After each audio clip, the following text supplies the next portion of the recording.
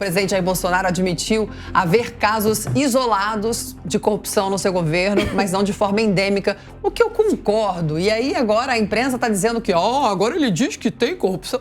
Gente, são casos isolados, ainda sendo investigados, não dá para comparar com o que a gente teve em governos anteriores. Pelo amor! Eu até separei aqui uma lista, se sobrar tempo vou falar, para comparar com o caso atual. O que você acha? Você acha que é uma mudança de discurso, presidente? Enfim...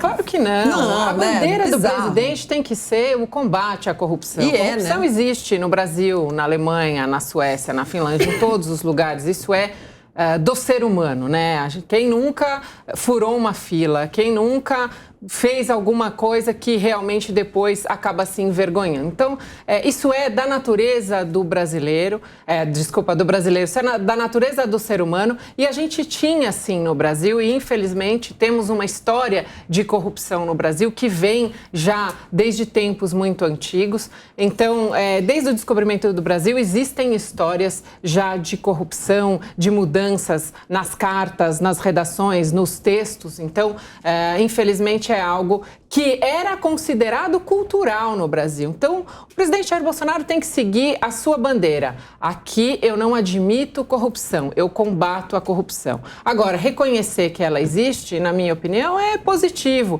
É admitir que realmente, infelizmente, por mais que haja esse cuidado, por mais que haja essa cautela, esses casos isolados vão acontecer. O que não pode é permitir que esses casos aconteçam, se perpetuem ou que se alastrem. Isso precisa ser combatido. Eu acho que a imprensa está se fazendo de besta.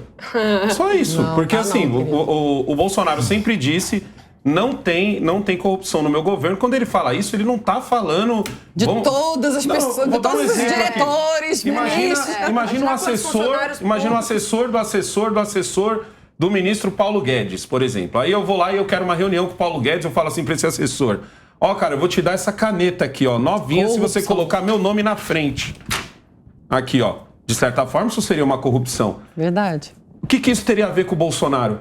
O que isso teria a ver com o próximo assessor? O que isso teria a ver com o Paulo Guedes? É verdade. Por exemplo. É verdade. E eu fui lá e coloquei. O cara foi lá, eu dei uma caneta para ele, ele colocou o meu nome na lista de reuniões do Paulo Guedes.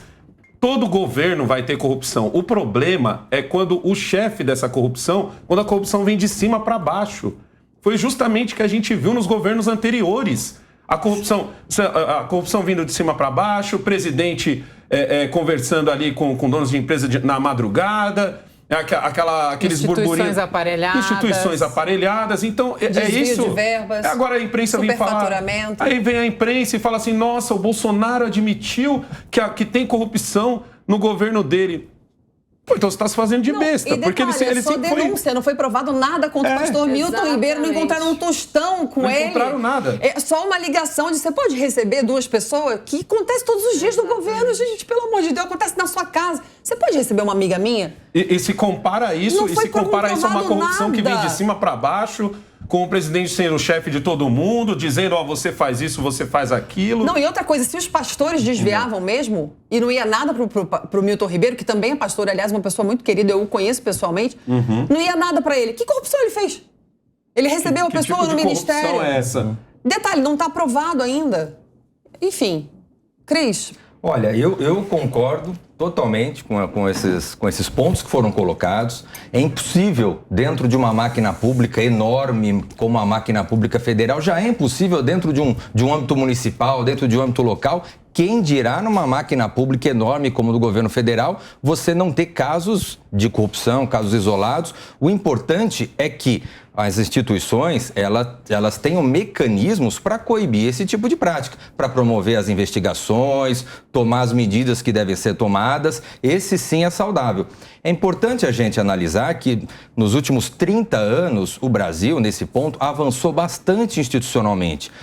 Desde a Constituição de 88, o maior empoderamento que foi dado ao Ministério Público, né? E aí eu concordo que é importante termos um Ministério Público com poder, com capacidade de investigação. Não gosto de pirotecnia, não gosto de super-herói, mas eu acho que é importante você ter... Principalmente depois de 2014, houve aí um combate à corrupção. Exato, mas institucionalmente, de 88 para diante, você vê que esses mecanismos passaram a ser constituídos no arcabouço jurídico. Então, de fortalecimento do MP, de legislação, lei de improbidade, outras leis que foram, lei de responsabilidade fiscal. Então, você passou a ter um arcabouço jurídico que dê maior condição de fiscalização, de limitação dos excessos, de punição dos casos de corrupção, de fraude. E tudo isso, dentro da administração pública, tem que ser coibido quando se encontra uma situação errada.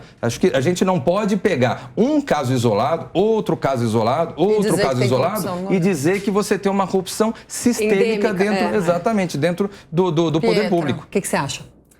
Eu acho que essa gambiarra comunicativa, né, que a gente vê todos os dias feitas pela mídia enviesada, progressista, para denegrir o presidente Jair Bolsonaro, é uma coisa que não tem precedentes, né? Então, quando ele fala ali em corrupção endêmica, o que é algo endêmico? Uma doença endêmica é algo, né, que está ali o tempo todo, que não é, que é usual, né? Como se fosse uma doença crônica, né? Talvez esse fosse o sinônimo. Então, quando ele fala que não existe a corrupção endêmica, isso faz todo sentido no governo dele, porque a gente realmente não vê um costume corruptivo ali dentro. Não é não é cultural. Não é um modus operandi, modus operandi, exato. Então ele fala, realmente, são corrupções, são denúncias de corrupção muito pontuais, né? Então ele fala que ele quer combater sim isso, como diz o Cristiano, como disseram todos aqui, realmente a bandeira dele segue sendo o combate à corrupção. É verdade. Não dá nem para comparar com o governo anterior. Eu fiz uma lista aqui, gente. Começou nos primeiros 6 meses de governo do PT, a CPI do Banestado na Câmara. Vocês lembram da CPI do Banestado?